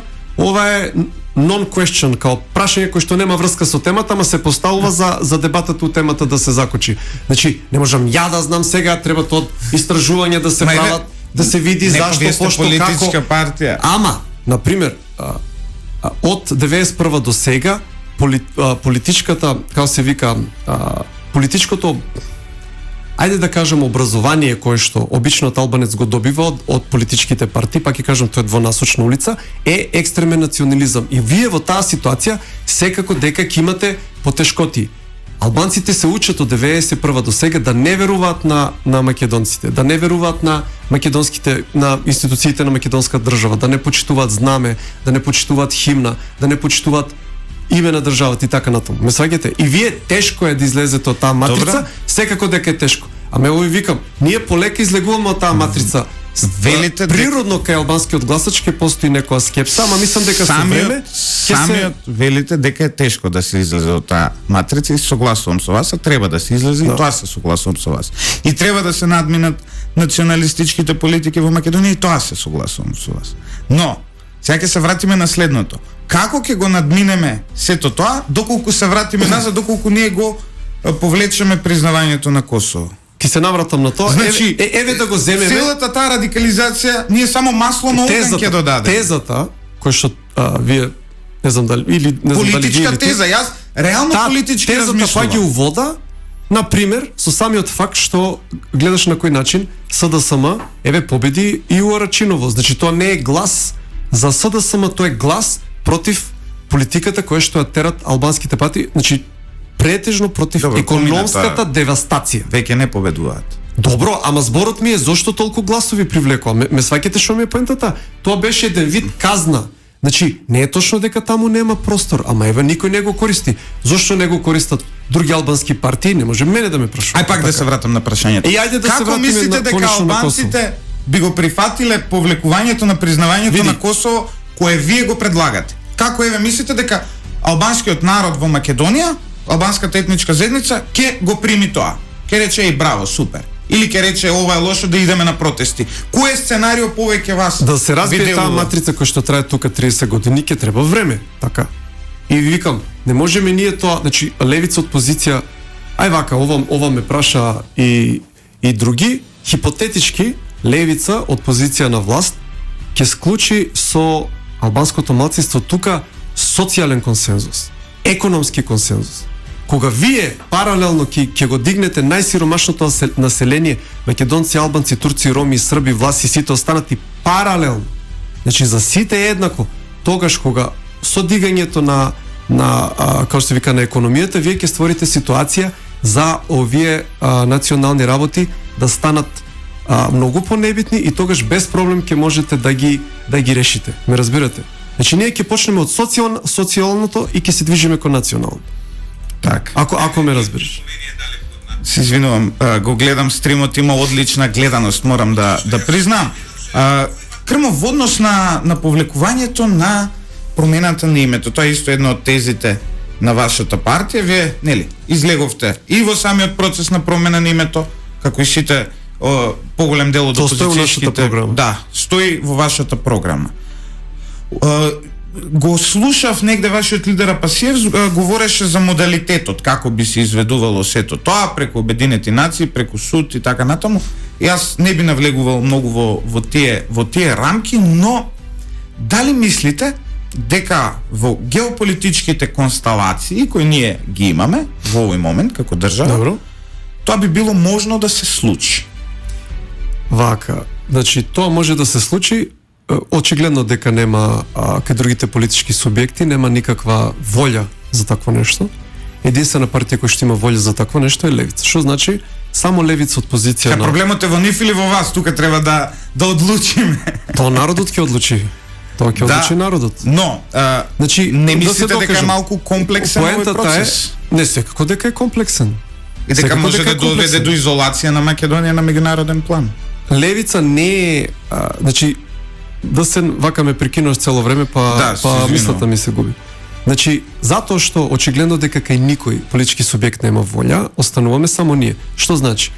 Единствен начин тој договор да се укине би било левица да биде од позиција на власт. Не како джуниор партнер, него како партија која што ќе или ќе биде сама или ќе предводи некоја владина коалиција. Во таква ситуација, кога ќе дојде времето, ние фино лепо ќе видиме какви ќе бидат геополитичките констелации. Геополитичките констелации се менуваат на штета, секојдневно на штета на тие фактори кои што го изфорсираа Преспанскиот договор. И сега гледате дека таа нестабилност кој што ја ствара Преспанскиот договор, на него се надоврзува сега и барањата на Бугарија и се гледате сега дека постепено институции и јавни личности излегуваат против тој договор дека е дестабилизаторски. Што значи со време тој отпор само ќе расте. Овде имаме нешто ново. Како тоа се менува геополитичките констелации. Ве следам внимателно што говорите. Во кој дел се менуваат геополитичките констелации? Ова не го разбирам. Соединетите американски веќе не се број еден светска сила? Постепено моќта на западниот фактор на светско ниво опаѓа и тоа е факт. Во кој дел опаѓа? Првенствено нивната економска моќ опаѓа. А кој е најголем пазар на Кина? Кој е најголем контрактор? Значи пак сега фирми на кои му се најголем. Влегуваме у непотребна дебата и само ќе идеме до дебата. Соединетите американски држави до ден денес се број еден светска. Прогнозите кинеската економија да надмине американската секојдневно малтене се скратуваат. Прво беа 2035-та, па 2025-та. Ме сваќаш? Така на политичката моќ и Велика Британија одамна ја надминале. Одамна нема, па е политички едно најмоцните земји во свет. Политичката моќ ако не на економска моќ? На економска моќ, на воена моќ. На моќ да се создаваат иновации, на моќ на ширење и на многу различни. Трендот е сите тие работи кои што ти ги наброја постепено се селат на исток. Не сум чул дека една иновација од она што е наше современо живење од Кина. Сега да спомнувам у телекомуникации иновации кои се случуваат во Америка. Да, но во Америка измислено овие ги прават. Не, сега имаш ситуација. Се измислено во Америка. Сега го рушиме тука нивото. Смартфон и сега правиме младите како пред кооперација сега. Не е ова кооперација. се измислуваат, оваму се прават, значи ова е Соединетите американски држави до ден денес се број еден во иновации во технологијата кои се она што го движи светот напред. Се она што гледате вие како кинеска политичка моќ. Добро. Е всушност патентирано, направено, создадено во Америка и некој отишол во Кина да го произведува поради поевтина работна сила, но и поголема работна сила, но и работна сила со поголеми технички, да речеме, квалитети. Кина и нејзиниот развој се базира исклучиво на западниот свет. Без западниот свет, економијата на Кина не може да биде силна и Кина не може да биде никаков двигател. Токму затоа да верувате дека Кина кај да ќе завладее со светот, значи, и тоа нас ќе ни го врати името, е навистина. Значи не ми импутирај тука да завладее со светот. Добро, и слични ќе создаде други геополитички околности за ние да си го вратиме името. Сега на кинезите треба да се надеваме. Значи западниот свет и Америка до крајот на времето, додека сонцето не престане да свети, ќе бидат главна геополитичка сила во светот, така? Додека сме јас и вие живи, да. Додека јас и вие живееме, да. Мислам, ова е тотално непотребна дебата, можеш да отвориш само Financial Times или Economist и само ќе видиш на кој начин се анализите, да не речем стравот на западните аналитичари, на кој начин сите овие работи што ги спомна се преселуваат на исток. Стандардот расте на исток, иновациите се преселуваат на исток, економската моќ расте на исток, војната моќ расте на исток, со тоа политичката моќ расте на исток. И верувате дека тие ќе не го вратат името? Нема, ние ќе си го вратиме името. Како? Ние ќе си го вратиме името, ама како да ви кажам, тоа се комплексни процеси кои што ти тука намерно ги симплифицираш и од друга страна сакаш ја да те убедам дека нели ја да те убедам у антиамериканска политика, што тоа не може да се случи. Значи, што сакав да речам? Левица не е еден чекор до освојување на власта, не е као дека утре ќе имаме 62 пратеника или 63, додека ние да дојдеме до таа ситуација, геополитичката ситуација секако дека ќе се смени и пак ќе кажам, ние ќе маневрираме во политичкиот простор и геополитички и локален кој што ние кој што ќе биде во тој момент и 100% ќе маневрираме многу подобро до сега. Овој начин на понижување пред странскиот фактор, ведење глава, слушање се што ќе ни кажат, не доведе до ситуација до која што сме тука. Од економски аспект, ова либерализација на пазарот, отварање на пазарот, приватизација на се живо и дело, не донесе до оваа ситуација тука. Не сваќате, значи не може проблемот да биде решение, значи не може повеќе од проблемот да биде решение на самиот проблем. Потребно е нешто ново, и политички и економски. Што е тоа? Тоа е левица. Добро, да, тоа е симплифицирано како политичка порака, нормално како представник на левица ќе кажете дека е левица. Рецитира нашата програма, ја има на сајтот, може да прочитам. Да, дел се обидов да прочитам, голем дел ми е навистина особено тој економскиот дел, навистина ми е нејасно како би можел да профункционира во пракса, затоа што сум човек кој економските трендови, ката не сум економски ниту експерт, ниту аналитичар, ниту филозоф, ниту сум економист, но ги следам она што се нарекува економски процеси, економски трендови и начин на функционирање. Мислам дека доколку, ова е моje лично мислење, не мора да е така и не мора и слушателите нека се ја прочитаат вашата програма, не мора да го прифатат моето мислење, но она што јас го гледам од вашата економска програма е нешто што ќе биде навистина невозможно да се реализира во пракса. Каже дека се експерти, дека може не си во право. Да, невозможно, можеби не сум во право, но ќе создаде сериозни импликации на она што се нарекува пазарно работење во Македонија, кои пак ќе резултираат на тоа државава да биде тотално исклучена од регионалните економски процеси и од европските и светските економски. Има ли посериозни импликации од политиките кои што ги живееме 30 години? Има ли посериозни импликации? Има. И не може да биде, не може да биде, ќе кажам 3 посериозни импликации од ова дно кое ние го живееме 30 години. Посериозна импликација да имаме инфлација која ќе земе плата таа да ни вреди за една мастика. Тоа е посериозна импликација од се до сега што сме виделе. Посериозна импликација е да имаме невработеност од 40 од сега колку имаме 20-30%, да имаме уште поголема невработеност. Абе секојаш може да биде полошо, ама не е тоа аргумент. Да, не. Ама тоа не е аргумент, како да ви кажам. Посериозна импликација е да буквално македонските производи се исклучат од балканските и од светските пазари, да не можеме никаков извоз да направиме. Види, ја пак ќе кажам, таа политика на плашење на народ веќе не поминува. Ни со војна, ни со економски колапс. И војна и економски колапс следуваат ако политиките кои што до сега се тераат ако продолжат. И тоа е факт, и луѓето тоа го гледаат. Еве што донесе прифаќањето на Преспанскиот договор? Што донесе? Накаде иде прифаќањето на Преспанскиот договор? Што донесе рамковниот договор? Дали донесе меѓуетничка кохезија внатре или се зголемија браздите помеѓу етничките заедници внатре? Значи се иде на полошо. Сакате да ви кажам што ти ми донесе кажуваш Преспанскиот договор? политиките кои што ја доведоа оваа држава, кои што ја водат од полошо на најлошо, треба да ги продолжиме оти тоа нешто другото е уште пострашно, така? Преспанскиот договор е штетен договор. Еден од најштетните договори кои оваа држава ги потпишала. Но тој договор ја стави Македонија во НАТО. Тоа е првата придобивка. И втората придобивка е што тој договор Македонија ја стави во позиција Добро. да седи на зелена маса со она што се нарекува нормален и западен свет. Нешто кон што Македонија се стреми. Евроцентрични квалификации, нормален и западен свет, значи треба да внимаваш.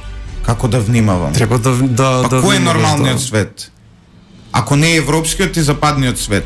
Зошто никој не го пратил своето дете да студира во Москва? Ова се аргументите на Борен Јовановски. Не се на Борен Јовановски. Ова се аргументите на здравиот разум. На Борен Јовановски кога зборуваше против Никола Гројс. Pink Floyd се нормален западен свет. На твит го има. Го имаме Pink Floyd. Pink Floyd се британски бенд. Нема, види. Имаме, значи, зборуваме све она што ние го имаме како култура, све она што ние го имаме како обкружување, како стремеж, како образовен систем. Се не е на западно ориентирано и фокусирано и правено уште на време на Југославија. Југославија била западна земја. Не може сега ти преку ноќ цело тоа да го насочиш, да речеш ама не може. Сега ние од денес размислу. За нас стремежот е запад. Затоа што ние сме запад. Не знам како да ви објаснам. Ние сме растени со тие книги. Ние сме растени. Еве, вие сте го читале Карл Маркс. Карл Маркс е запад. Фридрих Енгелс е запад. Све доаѓа од тука. Светот е евроцентричен, затоа што Европа е извор на се она што ние денес го нарекуваме култура. Ти што импутираш дека ќе се спојуваме со некоја источна политичка структура? Па не, вие ми импутиравте дека тоа е некоја флоскула дека ние на зелена маса ќе сме седнале. Каква зелена маса? Па дека сум бил евроцентричен, сега ви објаснувам зошто сум евроцентричен. И ќе продолжам да бидам евроцентричен. Како ти кажам, тоа е една вака морам да бидам остар, тоа е една расистичка теорија која што влече уште од колонијалниот период, која што на таа флоскула, мислам не флоскула, како беше се викаше товарот на белиот човек. Сега од товарот на белиот човек е префрлен товарот на западниот човек. Западниот човек треба целиот свет да го цивилизира, да го научи како да живее слично, а ти имаш цивилизации и по 5-10 години стари, многу постари од западните, кои што на тој начин се негирани, тоа не знам. Кои што убиваат малцинства, кои што имаат создадено како во Кина тоталитарен режим кој ја креира секоја пора на општеството ја следи на граѓаните. Без потребно сакаш да ја доведеш дебатата у суштина, ја тука да ја бранам Кина, а ти да ја браниш Америка, мислам. Ма тоа е. Значи јас ви ги нудам стандардите на нормалноста. И вие велите дека тоа е расизам. Не е расизам. Обама е црнец, па е дел од таа цивилизација. Стандардите на нормалноста се, на пример, и Флинт, Мичиген, кај што пијат канцерогена вода. И тоа се стандардите на нормалност.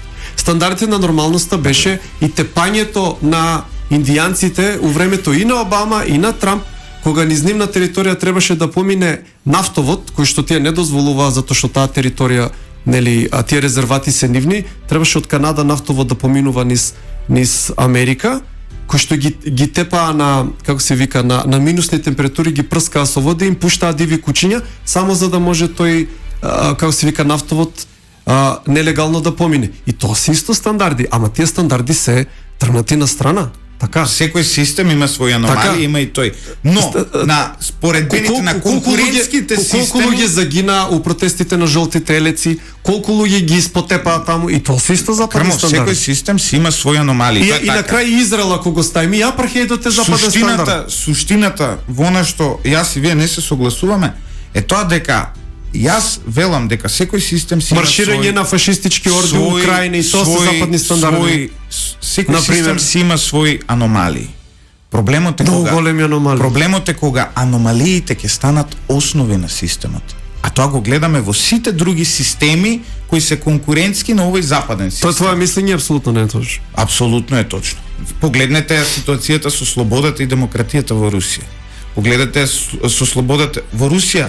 Знаете годишно колку колеги новинари се убиваат мои? Колку се во затвор? Тоа Што ми кажувате мене?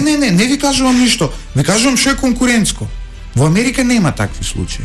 На Запад нема такви случаи. Знаете, во Кина докаде со artificial intelligence се следат граѓаните на Кина.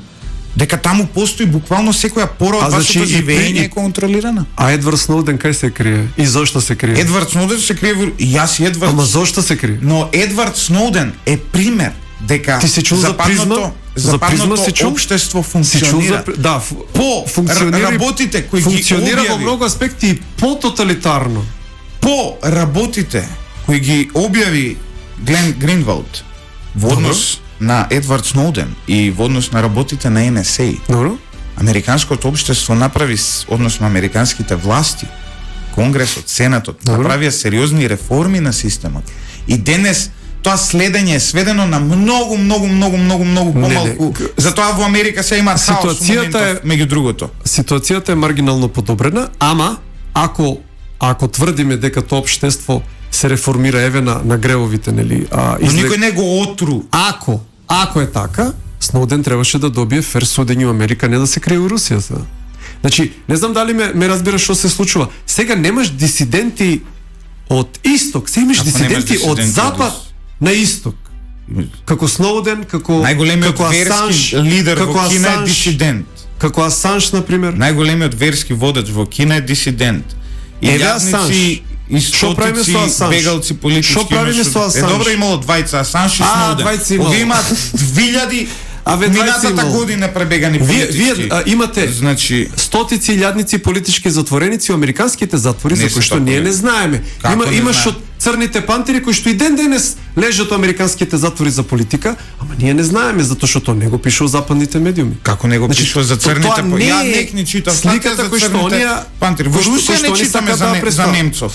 Во западните медиуми има многу за тоа што се случува таму. Небитно да ја оставиме таа тема.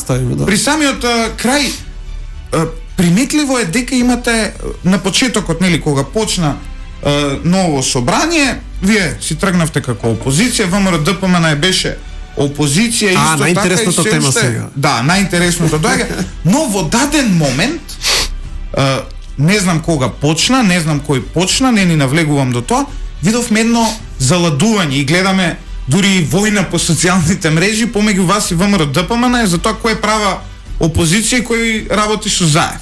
Добро. Ја не мислам дека никој работи со Заев, одма да ви кажам. Што мислите?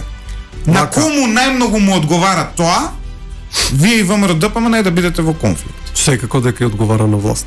Секако. Што поразединета опозицијата, власта е посилна. Ама кога да ви кажам, каде ги наоѓате тие точки? Зошто од каде се потребите за оние препикувања? Ја гледам три точки се. Првата точка е со спинот кој што идеше во јавноста од настроените про ВМРО-ДПМН медиуми, посебно нивните сајтови, дека пратениците на левица прават кворум за уставната судика Кацарска. Задобрила Кацарска. Тоа не беше точно? Тоа апсолутно не беше точно. Значи ние го напуштивме собранието у 1,5, а Кацарска се гласаше у 4,5. Добра, ама сега не може за некакви медиумски надпис партијата да ја обвините друго? Не. Ама како сега, нели, ние можеме во Македонија да глумиме дека не знаеме кои медиуми на која страна инклинират или кои што се буквално под директна команда, ама знаеме така, сега да не ги и телевизиите се поделени, и пишаните медиуми, и овие како се вика, имаат некои што малку играат на средина, во главном имаме строга подоба кој инклинираат на опозицијата, кој инклинираат на кај власт.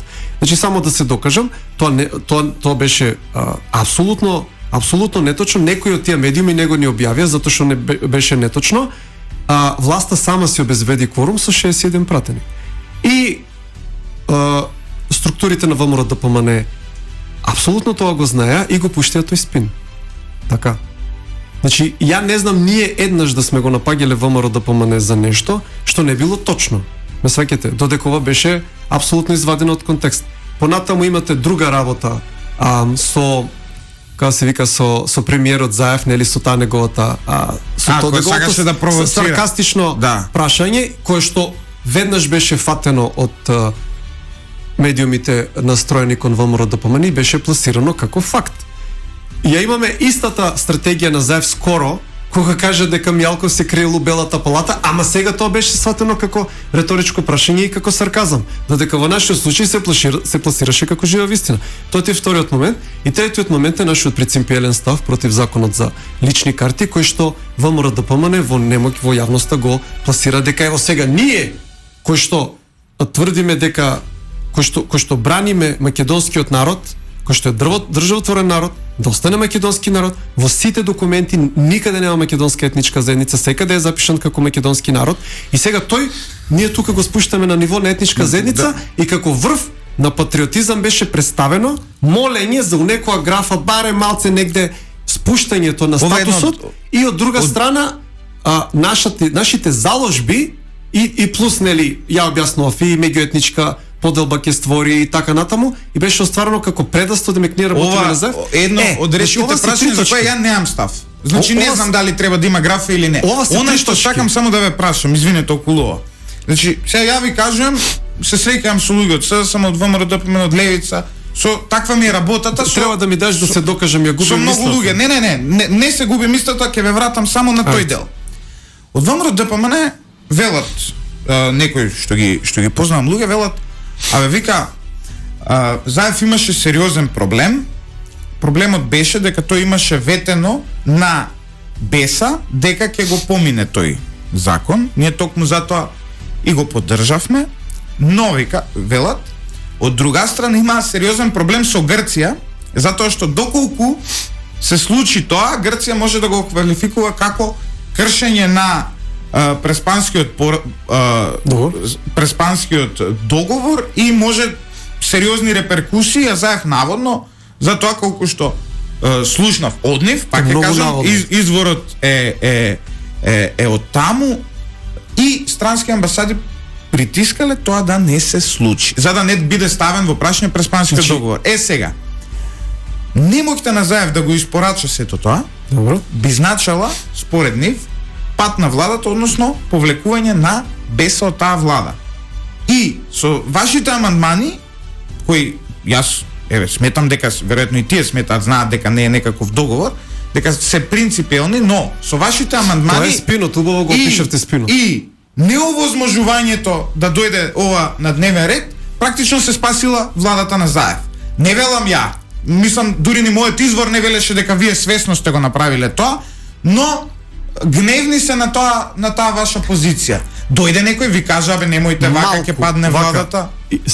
Сега ќе одговорам и да ми дадеш можност да се вратам на затоа што ти ги дефинирав трите точки каде е проблемот. Значи вака, како прво, малку само ако се прогугла околу оваа работа, ќе видите дека ова е ветување уште од 2019, мислам, може би порано на БЕС. Да. Значи тоа е едно. Второ, која е таа албанска партија? Која е таа албанска партија која што застанала да бара нешто што иде тука против политиките на Западот? И понатаму, која е таа албанска партија која што со барање и наетливост за ваква некоја работа, малте не ќе го сруши преспанскиот договор. Значи тоа е нонсенс. Убаво си стои таму дека ова им е договор од 2019, мислам, и дека они фино лепо си ги прашале грците и грците им рекле може. Значи со моментот што ние блокиравме, всушност ствараме ситуација БЕСА да е незадоволна и да сака да излезе од владата. Понатаму, значи тоа е апсолутен спин пред малку што го опиша. Поддршката на ДПМН е јасна затоа што коспонзори на законот се Алијанс и Алтернатива.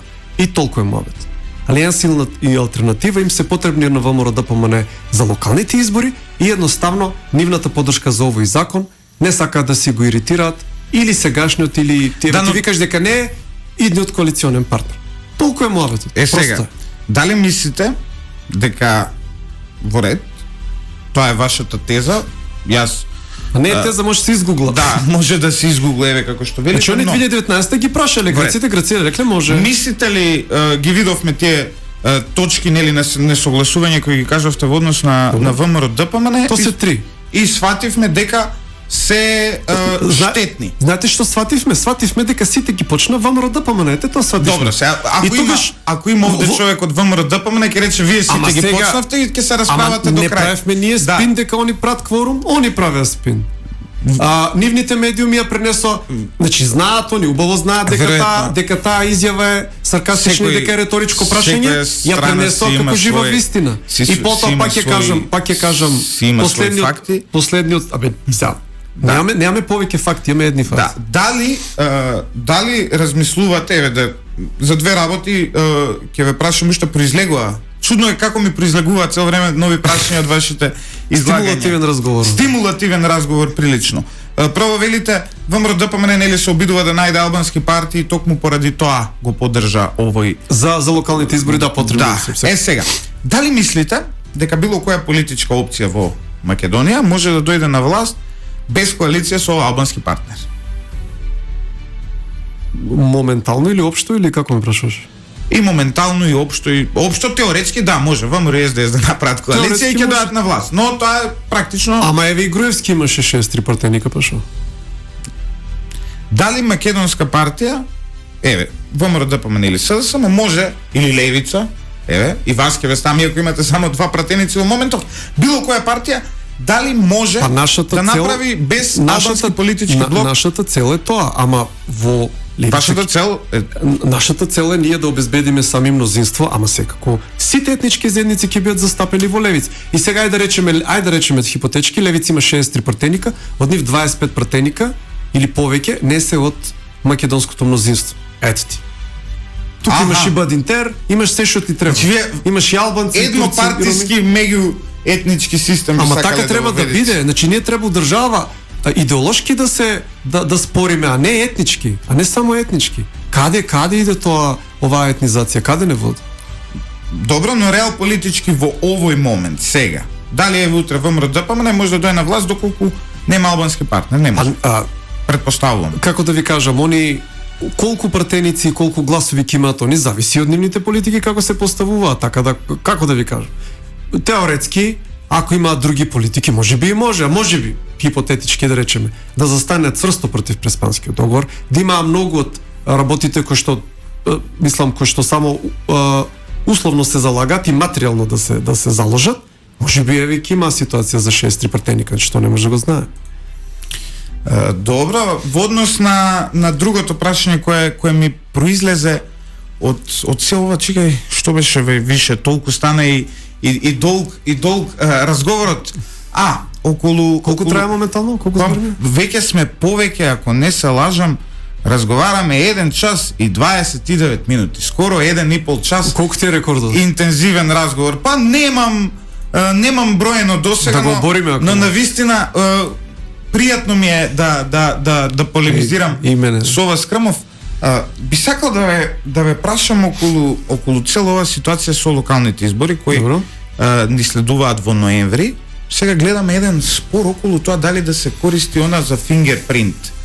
Во власта не дава пари, ДИК бара пари, опозицијата обвинува дека така сакаат да се наместат изборите. Вие сте за фингерпринт или против фингерпринт? Ја, што знам, тој дел е ставен во законот, што значи ако не се набават тие автоматски имате кршење на законот. Да, но сега власта го оценува тој закон е донесен така, ако законот донесен не може да се интервенира. Па не даваат пари за тоа. Што тогаш по тој основ, ако не се сите членови на законот за избори испочитувани по тој основ и изборите може после да се спорат. Така да, како да ви кажам, принципијално се што доведува до поголема легитимност на изборите ние поддржуваме. Тоа не е наша иницијатива за фингерпринт, ама еве вака логички човек кој ќе размисли, може да донесе до поголем легитимитет, така на изборите се знае кој човек што како, така да нема никој проблем. Иако сте во една перманентна војна во изминатиот период со нели други опозицијски партии, Со сите сте, да, вие сте сами против сите. Да. Па еве тука и СДСМ ќе останам. Било која политичка партија во Македонија, дали можеби планирате некакви коалиции на локалните избори кои ќе бидат чудни, кои негде чудни? Па во делот на тоа негде еден ќе стават во незгодна позиција, на друго место друг негде независен кандидат, или ќе понудите она класично ваши листи и ваши кандидати за градоначалници? Ние не сме разговарале со никого, ама ние принципиелно не правиме предизборни коалиции. Значи принципиелно. Ние идеме сами да се знае тоа што ќе освоиме. И градоначалници ќе кандидирате? Секако да. таму каде што ќе процениме. Значи самостојно одите во сите општини? Да. Не знам дали во сите општини, таму каде што ќе процениме дека не е опортуно, таму ќе идеме. Значи во некој од општините ќе му ставите опозицијски гласови на другите партии. Во некои од општините, значи Левица е реално млада партија, значи не сме ние толку инфраструктурно развиени како големите партии, така да ако некаде направиме проценка дека не ни е опортуно, немаме доволно развиено членство, немаме доволно. Значи не може да ги имаме гласовите, ама да речеме партиската инфраструктура да не соодействува на бројот на нашите гласови, ние таму убаво може да одлучиме на пример да не идеме и тоа не е ништо спорно. Многу ви забележува за оној закон за Значи ние растеме, ние не сме во ситуација да мораме во секоја општина да имаме и листи и градоначалници. Значи не сме ние у таа фаза, ќе дојдеме, ние сме чекор 2 позади таа колку фаза. градови е вис императив да освоите? Градоначалници или советнички места или како? Градоначалници. Не знам, значи не знам како да ти кажам, така другите партии размислуваат, волку градоначалници, онолку советнички места. Ние размислуваме малку поинаку. На нас е битно да имаме добар резултат на избориве и преку изборите фактички и партиската инфраструктура и нашата поддршка во јавноста и кај електоратот да се развие. Ме сваќаш, значи се сме ние у една развојна фаза. Не мора да дадеме. Не бркате резултат, сакате да ме кажете. Бркаме поинаков резултат, ја така би кажа. Да, не го бркате оној кој го бркаат, нели? Да, значи не може, нема што ВМРО или СДСМ да развиваат сега инфраструктура и такви работи, значи они се таблирани, они се големи партии, они по дефолт мора секаде да идат на избори, така, по дефолт. Многу ви забележува за оној закон за финансирање на партии, што го поддржавте. Не го поддржавме, не гласавме за тој закон, не бевме во салата, ама во секој случај тоа е да речеме, Левица е единствената партија која што се финансира само со државно финансирање, ситни некои донации и од чланари. На тој начин ние можеме да бидеме независни. Не се баш ситни, имаше некоја поголема таму регистрирана од некоја IT компанија, беше 12.000 евра мислам дека беше. Таа беше најголемата, Во споредба со другите, тоа е ситно. Тоа е смешно.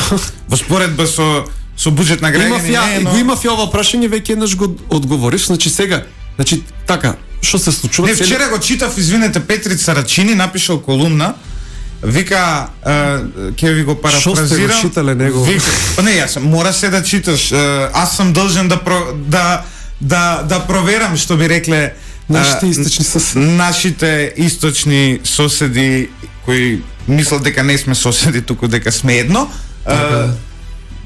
Тој пишува дека вели, еве ги сега овие од Левица нешто станале многу радикални и повикуваат на бойкот, зашто него бойкотираа законот кога требаше да земат пари од државата и зошто вели не бойкотира земање на пари од државата. Алудирајќи дека треба да ги вратите. Ја тоа веќе еднаш го одговорив на еден вака интересен начин.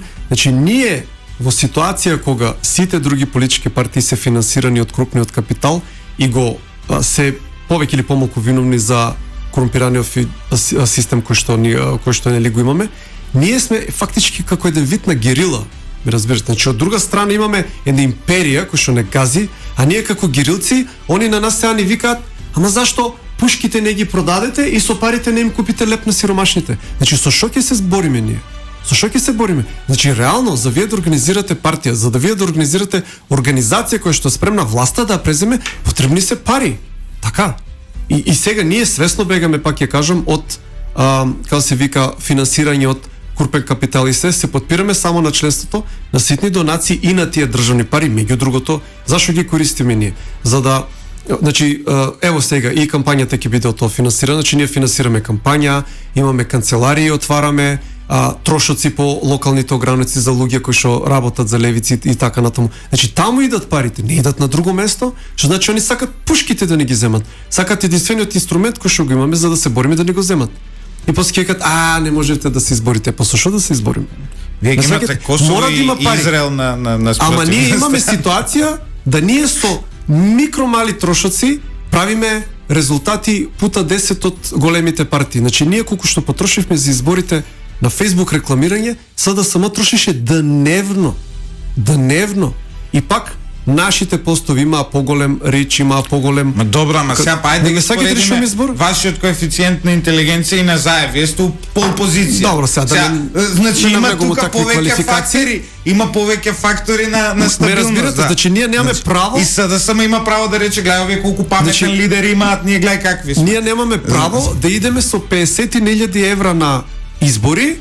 Они ни викат и тие 50.000 евра дека треба да ги донираме, од друга страна партиите, големите партии имат право и со 15 милиона евра да идат. А доколку се укине сите партии да немаат ниту денар државен, Ама не може тоа така да функционира, не може организација без пари. значи мора државата да дава пари. Па и подобро е на некој начин. Добар Сега, бизнес е може партија да се освои. Ја гледам, оној Јанко Бачев си направи колку Добар има приватен 3000, бизнес. 4000 гласа си има човекот.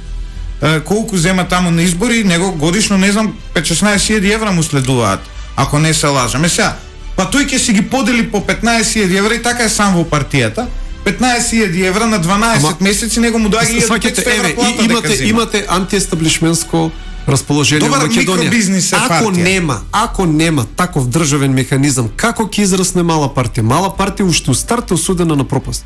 Да, ама Павле Трајанов и Јанко Бачев со години ќе си живеат на државна сметка Ама со 3 ја мислам дека и бунтов ќе земе се моментално македонски концепт. Значи и тие две партии претходно беа по со децени у коалиции, 7-8 евра, кој ти ги дава? Ме сваќаш што сакам да ти кажам. Ако ти немаш, значи не може организација да функционира без пари, ако сите пари се само кај големите партии, Па ќе си земете од чланарина крамо.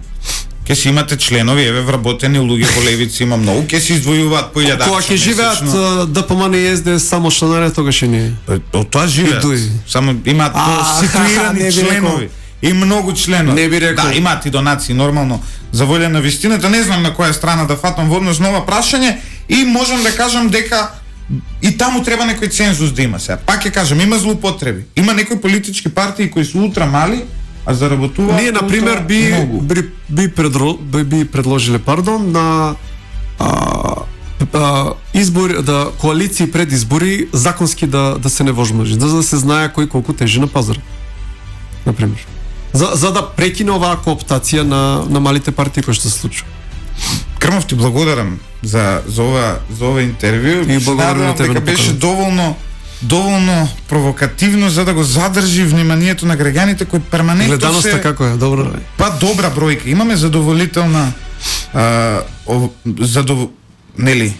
задоволителна бројка, имат интересни коментари, десетици. Задоволително за политичар кој не е Димитар Пасиев. Да, од граѓани. Еве, некој Стојан вели Крмов во Израел има помалку 1,5 милиони палестинци, а не 5-6 милиони како што вие велите. Да. Вика, да, Кина и Русија имаат демократски вредности. Еве, некој вика, тој Златев мора да е некој бугарин. Чим ја поддржува терористичката држава Америка. Дури беше Тито на власт, невработеноста беше помеѓу 1 и 2%, а денеска невработеноста е помеѓу 20 и 30%. Ти мора да си амерички шпион. Значи, добро.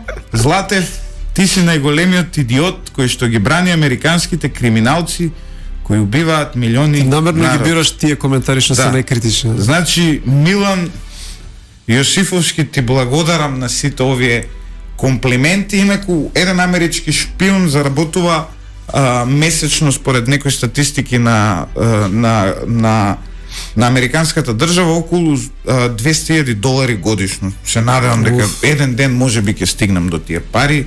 Во моментов не сум никаков шпион, сум обичен новинар кој се стреми да промовира вредности. Не треба се да биде за пари. Кој, се стреми да промовира вредности кои можеби вас и не ви се допаѓаат. Крмов, пред 2 дена го видов вашиот лидер на улица, ние живееме тука близу, и тој ми, како сте, што правите, и му викам, ќе ве викнам некој ден во емисија, вели не ви дозволува. Кој е тој што мене може да ми забрани било што во Македонија, не се родил таков, и токму затоа ми текна, викам, ајде сега да не биде одма нарачано, ќе го побарам малку погас. Ќе го побарам сега Крмов. Инаку пред да пораснам, јас бев дел од овие левичарски организации.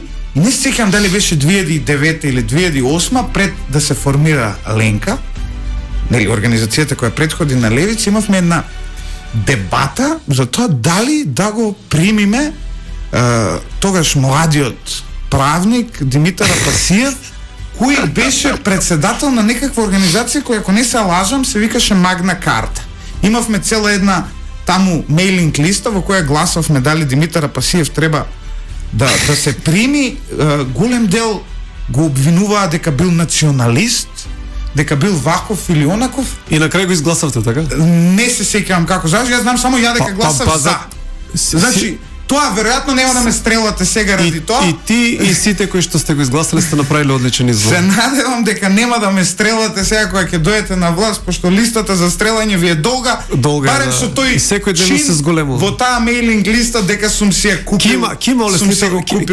Кима олеснителни околности, да. Ти благодарам многу на вистина. Почитувани слушатели, останете со 107,4. Сега она што законот го налага. Денес е 10 март 2021 година, Скопје, јас сум Љупчо Златев, главни одговорен уредник на Лидер ФМ, техничката реализација на Горан Лазаревски и Јане Јанков. Останете со нас и читајте lider.com.mk.